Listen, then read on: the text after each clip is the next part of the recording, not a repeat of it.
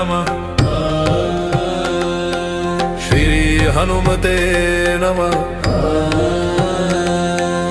ॐ पंचमुखी हनुमते नमः पंचवक्त्रं महाभीमन् त्रिनेत्रं च महाबलं सिंहिकागर्भसम्भूतं हनुमन्तं नमाम्यहम् ॐ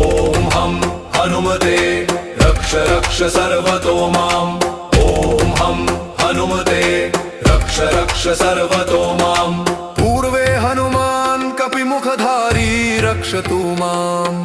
दक्षिणे नारसिंहवापुर्मां सदा पातु